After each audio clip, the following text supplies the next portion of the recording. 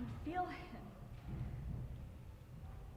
If only I could find him. If only I could find some part of him. A bone. The bone from his chin. I'd know it if I saw it.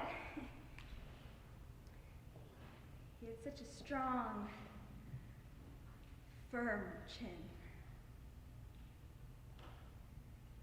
And what would I give if I could just talk to him, Even if it was just to say, pick up your socks, and to hear him say,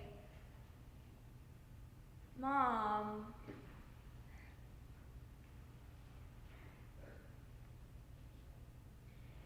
It's been said that losing a child is like losing a part of your body, except no one can see that the missing piece is your heart.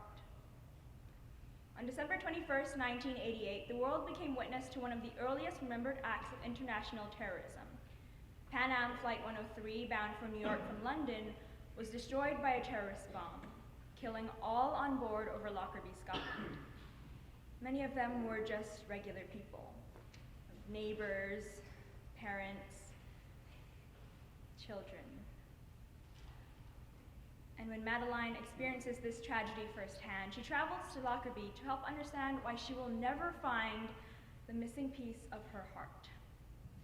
The Women of Lockerbie by Deborah Brevoort. The day Adam was born, his foot was the size of my little finger. So tiny. And then suddenly he was 16.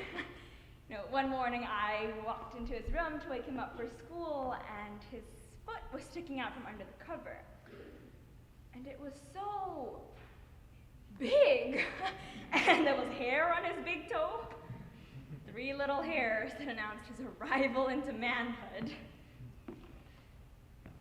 And I was in the kitchen. I was baking a pie for Adam, a pumpkin pie to welcome him home. And the TV was on because I listen to it when I'm cooking. It was turned to a soap opera. All my children. One of the couples was fighting because the woman was pregnant and she wanted to have an abortion. And don't be a fool, I say to the woman, have the baby. But I sprinkle flour on the counter and I roll out the dough, once in each direction, the way my mother taught me. And then Ted Koppel's voice comes on the air. And I know immediately that something's wrong. You only hear Ted Koppel's voice at night, never in the day, so I thought, oh dear, something awful has happened. What a shame. And so close to Christmas. But I grab more flour and I sprinkle it and I roll out the dough. And then I hear Pan Am 103. Pan Am 103 was last seen in a fireball over Lockerbie, Scotland.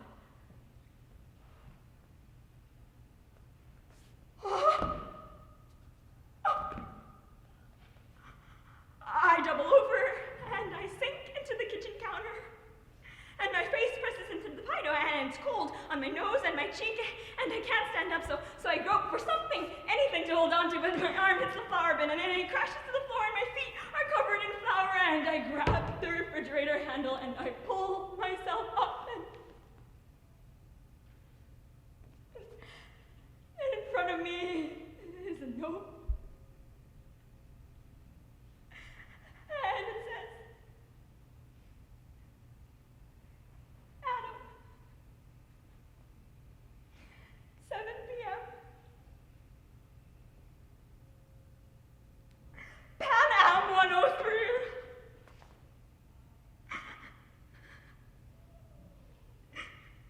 This was not supposed to happen to me.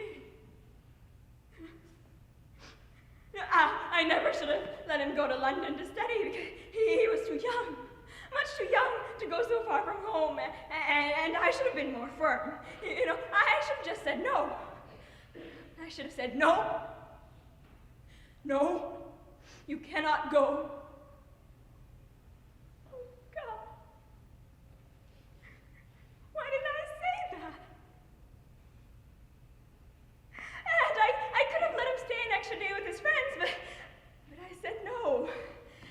want you home for Christmas, and I want you home for the party. The party. God. Why did I have to plan the party for Friday? If I just planned the party for Saturday, he would have come home a day later, and he never would have been on that plane,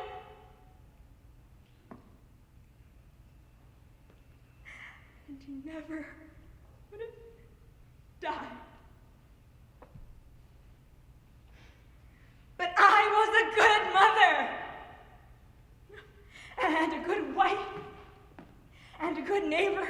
No, I gave money to the swim team, and I baked cookies for the bake sale, and I planted cherries, and I peeled grapes, and I made everyone's favorite pie, and this is what I get!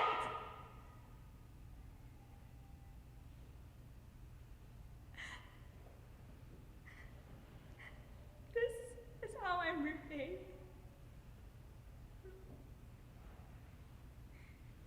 For being thoughtful.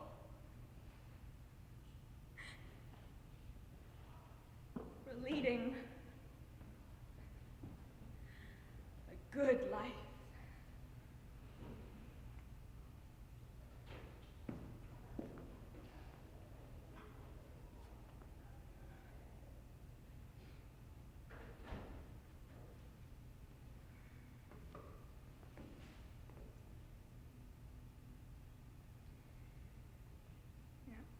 I even had to take his Christmas presents back to the mall. Can you even imagine it? I mean, what do you say to the 16-year-old girl standing behind the counter at JCPenney's who smiles at you and asks, "Why are you returning this sweater?"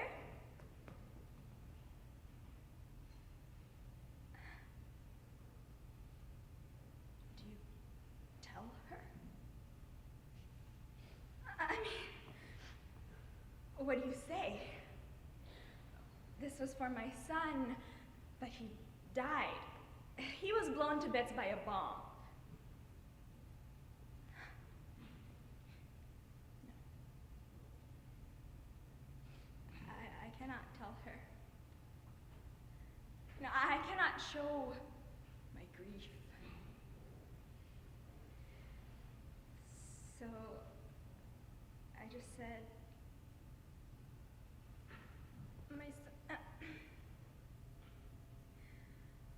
my son doesn't need it anymore. Then I breathe a sigh of relief because I think I've gotten through it. But she smiles and asks, "Would you like to return it for something else?"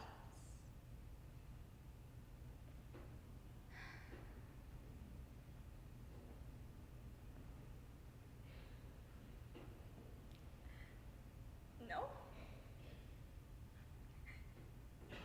No, thank you.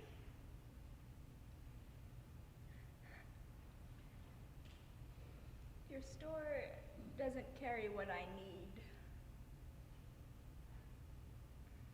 No. People say, move on. I say, to what? Now, what is there in a day worth moving on to? Breakfast, lunch, dinner? Playing bridge? Nope. I don't know how anybody could move on after something like this. And sometimes I wonder what it's like to be dead.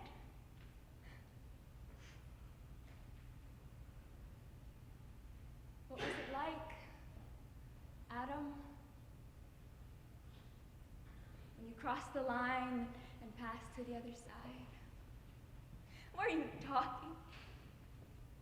And what did you do the moment it happened? Did you close your eyes and pray, or did it just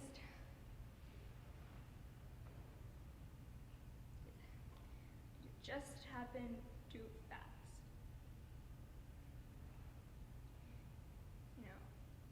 say that behind the suffering of the world, that there's a purpose to everything. And I want to believe that this all happened for a reason.